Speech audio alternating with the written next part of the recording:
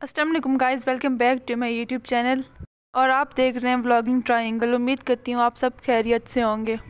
तो आज मैं बना रही हूँ शामी कबाब। तो चलें देखते हैं कि कैसे मैंने इनको बनाया। तो सबसे पहले मैंने 2 घंटे के लिए चने की दाल को भिगो के रख दिया।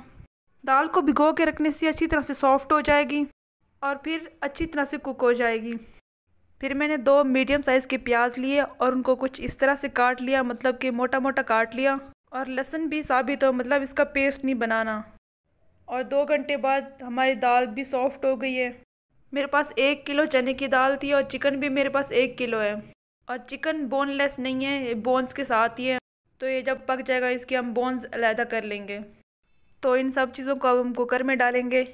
तो सबसे पहले मैंने इसके अंदर दाल डाली जिसको मैंने भिगो के रखा था। अगर आप इसको कुकर में नहीं बनाना चाहते तो आप किसी दूसरे बर्तन में भी इसको पका सकते हैं, जैसा कि कढ़ाई या किसी देगची या पतीले वगैरह में। तो उसके बाद ये प्याज और ये लहसुन भी डाल देंगे। और आपने प्याज ज़रूर डालना है, प्याज को स्किप नहीं करना, क्योंकि प्याज का एक अलग फ्लेवर आता है शामी कबाब में। तो उसके बाद फिर मैंने इसके अंदर चिकन भी डाल दिया। अगर आपके पास बोनलेस चिकन है तो आप वो डालें, मेरे पास वो नहीं पड़ा था तो इसलिए मैंने बोन्स वाला ही डाला। चिकन ऐड करने के बाद हम इसमें खड़े मसाले ऐड करेंगे। तो मेरे पास 2 बादियान के फूल थे। उसके बाद ऐड करेंगे दालचीनी, खुश्क धनिया, साबित लाल मिर्च और ज़ीरा और 2 बड़ी इलायची। ये खड़े मसाले ऐड करने के बाद अब फिर इसके अंदर हम दूसरे मसाले ऐड करेंगे। तो सबसे पहले मैंने इसके अंदर ऐड किया 2 टीस्पून नमक, या आप अपने टेस्ट के मुताबिक ऐड कर सकते हैं।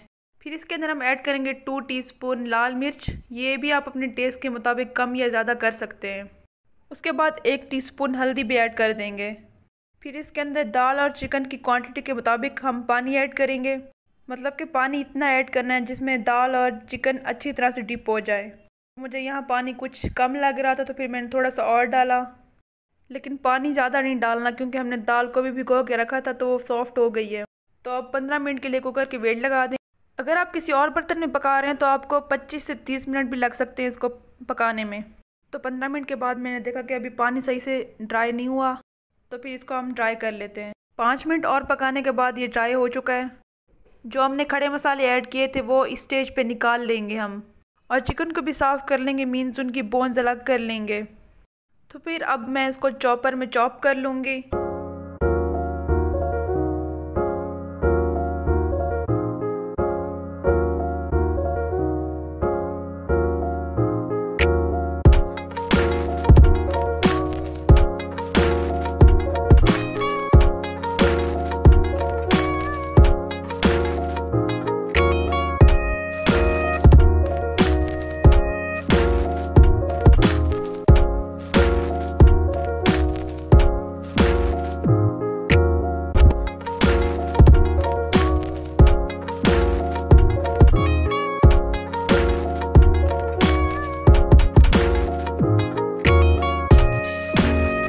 अगर आपके पास चॉपर नहीं है तो आप सिलबट्टे में भी इसको पीस सकते हैं।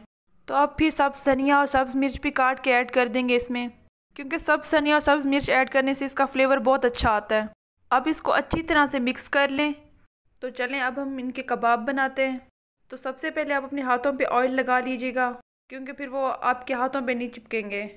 तो कुछ कबाब मैंने बना लिए हैं और कुछ अभी बनाने हैं। तो यहाँ पे कुछ कबाब मैं फ्राई कर लूँगी और कुछ को मैं फ्रीज़ कर लूँगी। उसके बाद एक अंडे को अच्छी तरह से बीट कर लें और तवे पे मैंने ऑयल डाल दिया तकरीबन 4 से 5 टेबल स्पून। तो यहाँ कुछ कबाब को मैं ब्रेड क्रम्स लगा के फ्राई करूँगी और कुछ को ऐसे सिंपल अंडा लगा के फ्राई करूँगी। तो सबसे पहले मैंने एक कबाब को अंडे में डिप करके फिर उस पर ब्रेड क्रम्स की कोटिंग की है। तो चलिए अब इन्हें फ्राई करते हैं। आप इनको मीडियम हीट पे ही फ्राई करें। तो दूसरी तरफ मैंने चाय भी बना ली, क्योंकि अब ये शाम की चाय का टाइम है। आप 2-3 मिनट के लिए एक साइड को फ्राई करें और फिर दूसरी साइड को फ्राई करें। इनको मीडियम फ्लेम पे ही फ्राई करना है, हाई फ्लेम नहीं करनी, इससे जल जाएंगे। तो माशाल्लाह हमारे कबाब रेडी हो चुके हैं। ये है हमारे कबाब की फ़ाइनल लुक।